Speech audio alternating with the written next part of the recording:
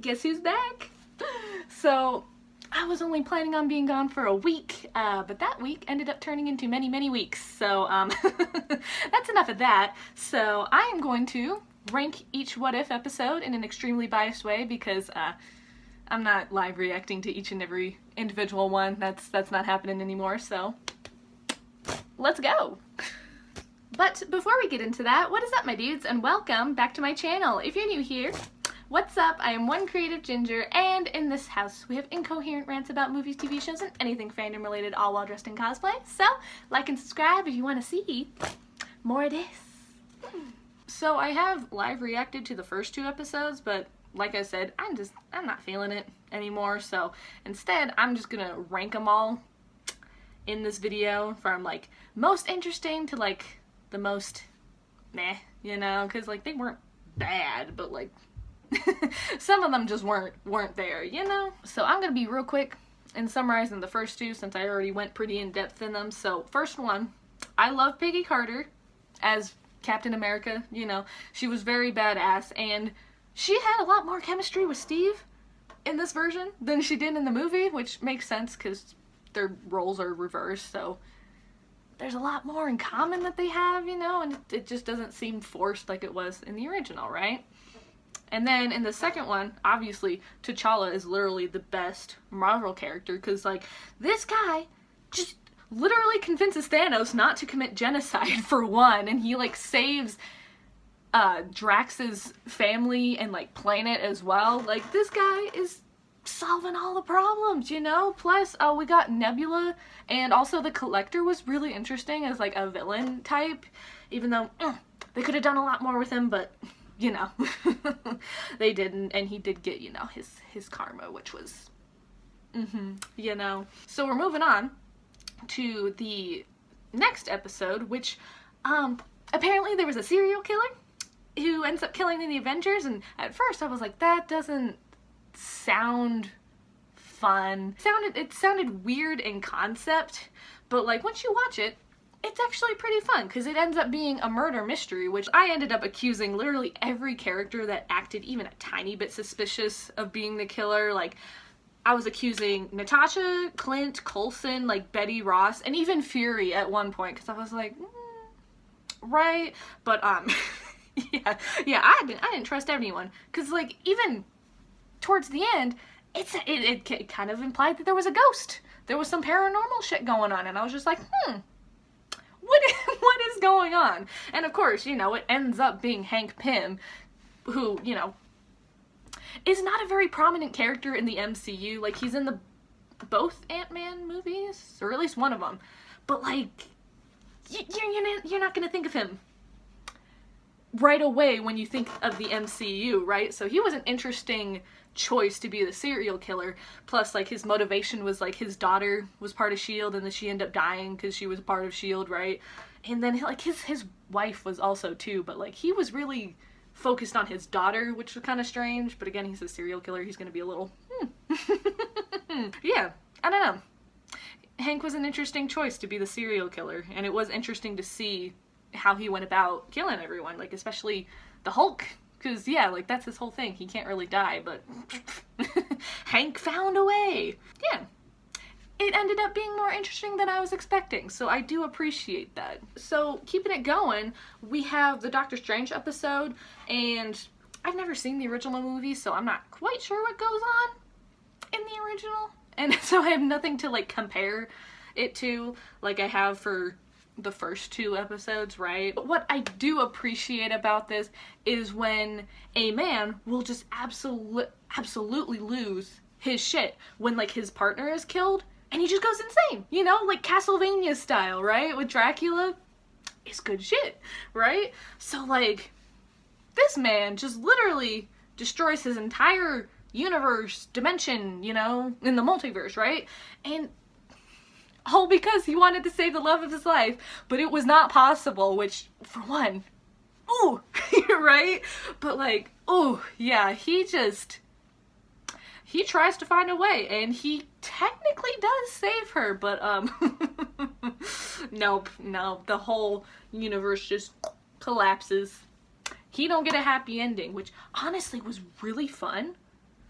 I really wish there were more stories like this where, like, you know, you have the main character who goes insane trying to save the love of his life or something along those lines, you know, have them be selfish, right? And then just have them totally destroy the universe or destroy whatever they're trying to save because they're being selfish and they're not thinking about other people around them or their, you know, the consequences to their actions and how they're trying to get there, right? You know? Because this, ooh, yeah, it's just, it ends with him just being alone in his little pocket dimension universe after his entire universe destroyed, destroyed because he caused it, right? Yeah, the whole premise, the whole ending, it was just perfect. And you don't see it a whole lot, so I just wish there was more like this. It was just so painful in the right way. And I just really liked how that went. And then we have the zombie episode, which, okay, yeah. It's like, zombies aren't my thing, so I'm not surprised I didn't like it. They're not that interesting to me, I guess. And it also doesn't vibe very well with Marvel. It just felt odd, and the characters just felt odd. It wasn't there. I don't know. The thing that always gets me with zombie movies is the whole, like, sacrificing yourself thing. Like, especially Bucky. Like, you're just kind of like, why would you do that? I just don't like it. I think there's no reason for it other than the drama and to kill off characters, you know, that you don't want to really deal with anymore, or to, like, further the story. So, like, in the future, like, you probably needed them, but, like, they're dead, you know, because the story killed them off, right? I don't know.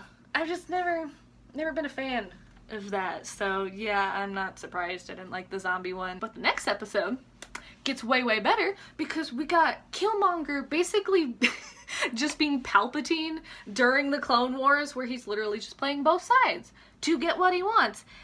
And it was really interesting because he's just betraying people left and right, mostly with murder, because that's kind of his thing, you know, just so he could become Black Panther. Like, he's betraying Tony Stark, who he saves his life and all that thing, and they make all these, like, robots to be peacekeepers or whatever, and then those robots end up attacking Wakanda because, like, that's revenge for killing Tony Stark, I think. And then, like, Killmonger helps them stop the robots that he created just so he could, you know, gain their trust and become Black Panther, even though sure he wasn't having any of it, which was awesome. Same with Pepper. Yeah, those two were just like, we're not buying your bullshit, Killmonger.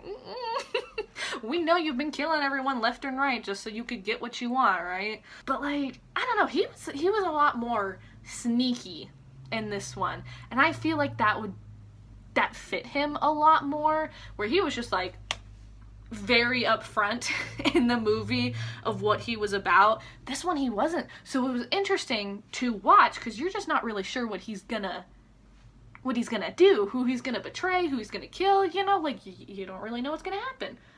But, like, in the movie you kind of do, because you're just like, yeah, he wants to be Black Panther and he's gonna do it, and he doesn't care what people see him as, you know, as a villain, right? Like, he doesn't care. But this one, he's trying to play the hero, but also the villain, you know, very Palpatine-esque, right?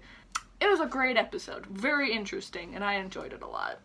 But yeah, so then we move on to the episode where Thor's literally just a party dude. And that's it. Like, again, I don't really have a whole lot to say. Like, to be fair, they did have a lot of dialogue that was really good, that I really enjoyed and did find amusing. But yeah, this was just kind of like a little comic relief episode where it was just kind of ridiculous the whole time, and you're just kind of like, okay, yeah, I don't know. I don't remember paying a whole lot of attention to it because I was just kind of like, I don't know. The story just wasn't interesting.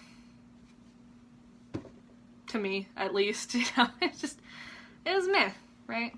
But yeah, so then we have the next episode, the second to last episode, that proves that Ultron was wasted potential. Oh my lord, because he was way more interesting and was actually a threat in this episode, right? He actually accomplished what he was programmed to do, and then he was like, you know what? Let's take it further. Let's just kill all life throughout the entire universe. And then when he becomes aware of the Watcher, and then he becomes aware of the multiverse, he was like, oh, more people to kill. Perfect. Awesome. Because, yeah, once he accomplished everything in that one universe, he was like, oh, shit, what do I do now? Right? But he found the multiverse, which isn't good. So, like, obviously he has a showdown with the Watcher because he becomes aware of the Watcher, and yeah, basically just fucks off to another universe, which, by the way, is not good because we have Nat and Clint trying to upload Zola, which, you know, he's got his little AI thing in a little arrow.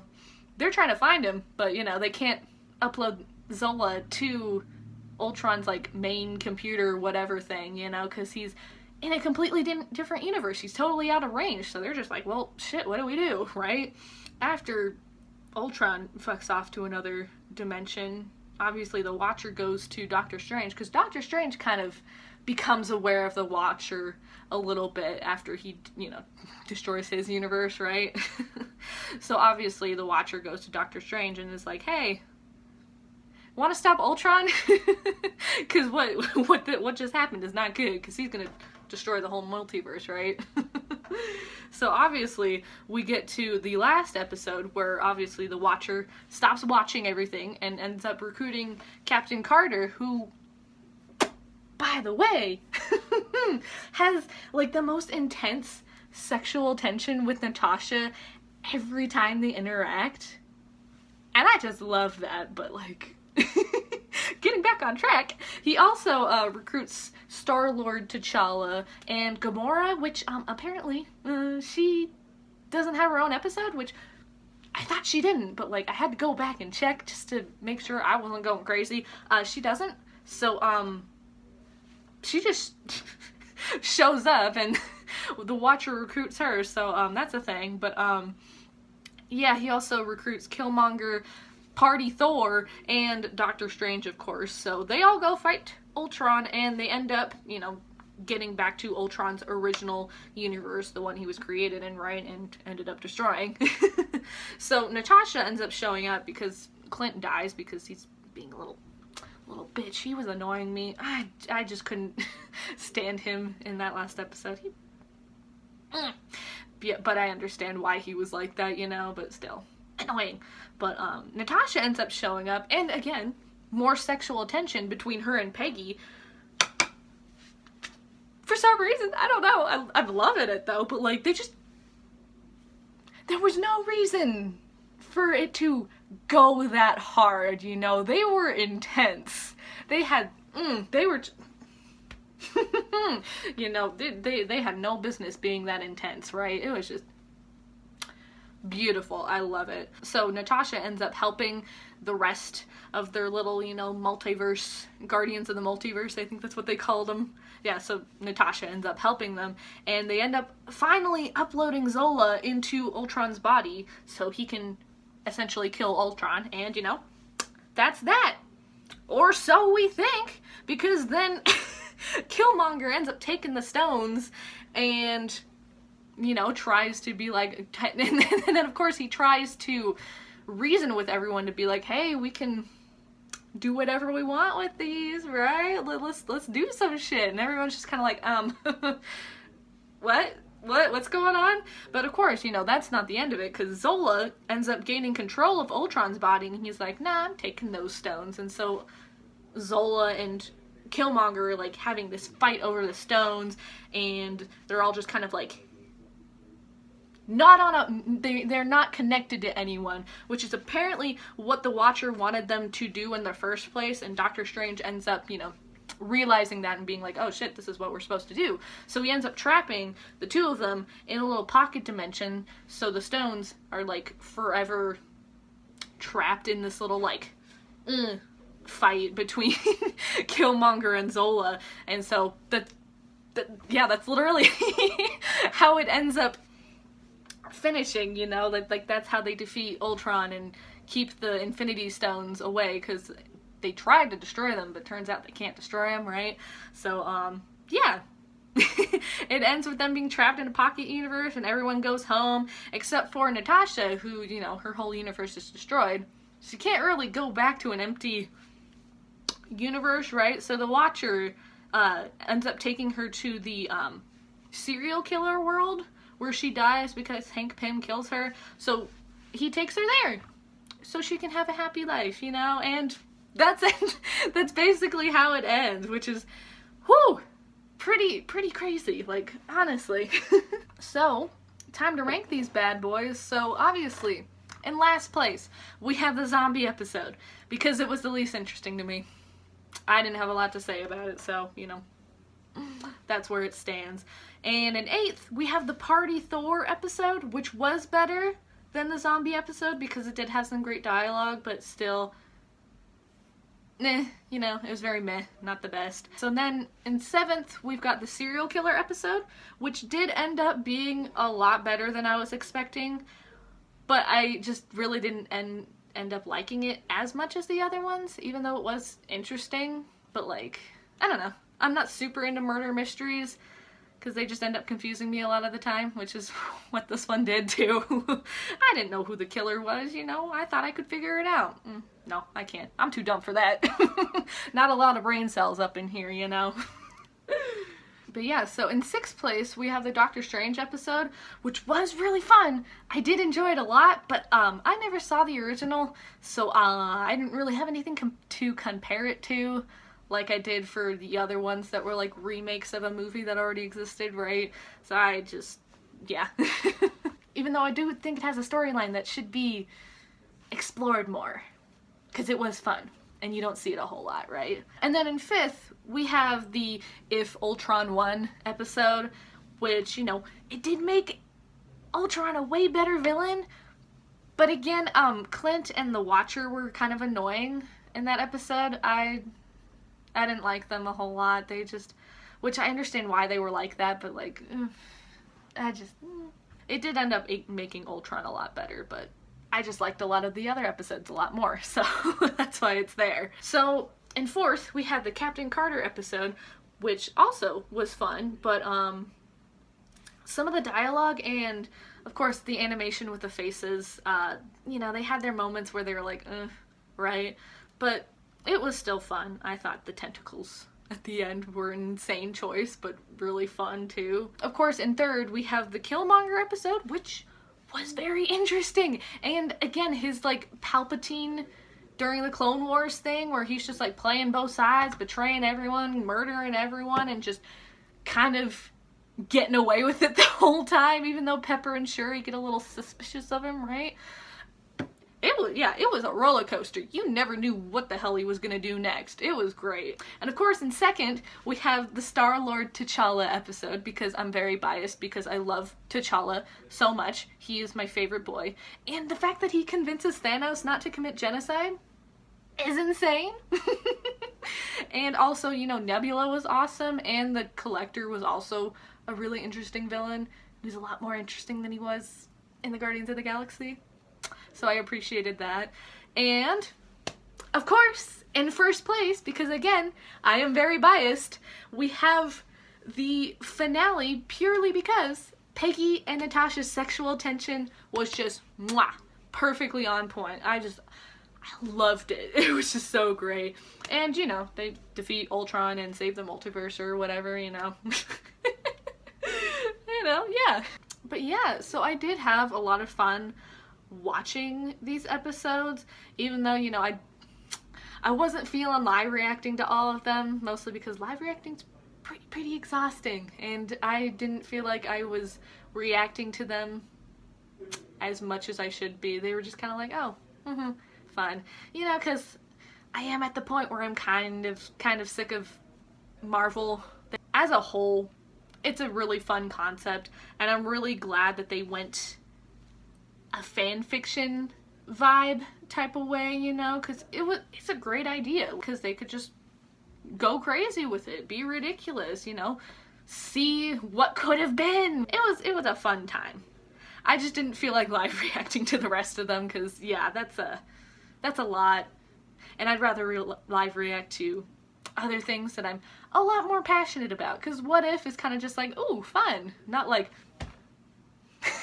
something to get intense about, right? It's just like right, yeah, it's just a fun thing to watch. But yeah, so that's basically all I have to say about Marvel's What If. If you guys have any thoughts and feelings about this, or have your own episode rankings, share all that good shit in the comments down below. If you're interested in following me on other social media, I post art and cosplay related content on my Instagram, TikTok, and Twitter, if you'd like to get weird with me. So if you enjoyed this video, why not like, subscribe, and smack that bell if you'd like to see more of my face every Saturday when I post a new video. And don't forget to stay sparkly, my dudes!